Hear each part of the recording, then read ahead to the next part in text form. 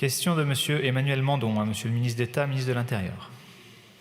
Monsieur Mandon. Je vous remercie, Monsieur le Président.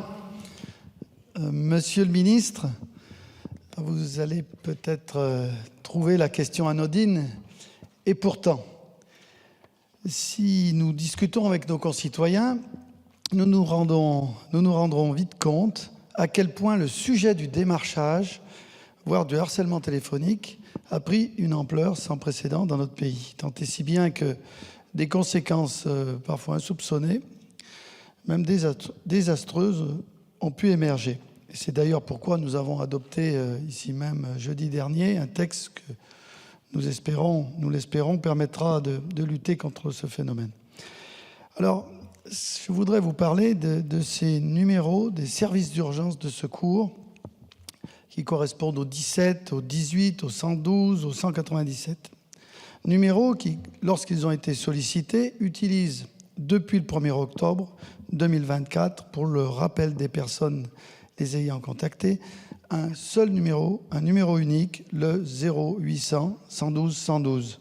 Ce rappel essentiel à l'obtention d'informations parfois vitales pour les interventions est effectué depuis un centre d'appel. Malheureusement, les personnes rappelées, quand elles voient s'afficher ce numéro, prennent cet appel pour de l'hameçonnage, elles l'ignorent et ne le prennent pas en considération. C'est ce que le SDIS de mon département a pu constater, et c'est pourquoi il m'a alerté sur ce point. On pourrait dire que chacun pourrait prendre cela pour un détail, mais je crois qu'il a de lourdes conséquences sur le suivi et le traitement de l'alerte. Impossibilité d'obtenir une précision d'adresse, d'adapter les moyens engagés, d'obtenir des informations nécessaires à la bonne conduite d'une intervention. Monsieur le ministre, vous l'avez compris, je me suis permis d'attirer votre attention sur cette question récurrente posée par nos services de secours qui ont à cœur, je crois, de mettre toutes les chances de leur côté pour mener à bien leur importante mission essentielle parce qu'il convient de sauver des vies. Comment comptez-vous, dans ces conditions, sensibiliser mieux nos concitoyens, peut-être communiquer davantage sur ce numéro, l'identifier pour que lors du rappel, ce soit une identification possible? Quelle réponse rapide et réactive pouvez-vous peut-être proposer en faisant peut-être appel à d'autres technologies, notamment de localisation? Je vous remercie. Je vous remercie, Monsieur le ministre. Président, Mesdames, Messieurs les députés, Monsieur le député Mandon, d'abord vous rassurer sur le caractère temporaire de la situation. Le ministère de l'Intérieur étant à pied d'œuvre, évidemment, pour mettre en place une solution beaucoup plus simple, dont les tests sont attendus au second semestre 2025. C'est une question technique. Il a été demandé, je vous indique, aux opérateurs de communication électronique de permettre la présentation du numéro court du service d'urgence en cas de rappel de l'usager par ce dernier. Cette demande est formulée par le commissariat aux communications électroniques de défense, dont fait partie bien sûr le ministère de l'Intérieur, au terme d'une consultation des différents acteurs concernés par les appels d'urgence. En effet, en réponse aux obligations qui ont été définies par la loi Naguelen, votre collègue député, les opérateurs de communication électronique sous l'autorité de l'ARCEP ont activé la plateforme mécanisme d'authentification du numéro le 1er octobre 2024.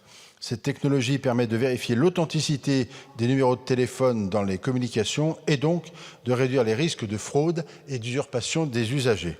Les opérateurs de téléphonie devant assurer le strict respect du plan de numérotation établi par l'ARCEP, y compris lorsqu'il s'agit de communications émises par les services d'urgence. Or, la plupart des numéros utilisés par ces services ne répondent pas à ce jour aux exigences de conformité impliquant une impossibilité de rappeler les usagers. C'est pourquoi il a été demandé de remédier à cette situation.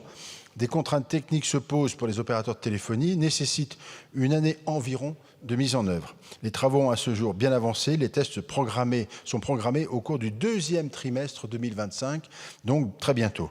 Dans l'attente de cette mise en œuvre, les opérateurs de téléphonie ont proposé une solution alternative et temporaire, acceptée d'ailleurs par le CCED, reposant sur la présentation pour tous, sur la présentation pour tous les centres d'appel d'urgence d'un numéro unique, le 0800 112 112. Considérant le caractère temporaire de ce dispositif et souhaitant éviter toute confusion avec une potentielle mise en service d'un nouveau numéro d'urgence, la délégation à l'information et à la communication du ministère a souhaité réaliser une communication spécifique sur ce point. Elle s'est donc traduite par la création d'un kit de communication dédié. L'ensemble de ces productions a été décliné sur tous les outils de communication du ministère. Ces matériaux de communication ont été transmis également aux services de communication de la gendarmerie et de la police nationale, de la sécurité civile et auprès des préfectures pour déclinaison départementale sur leurs propres outils. Cette communication a également été reprise sur le site servicepublic.fr.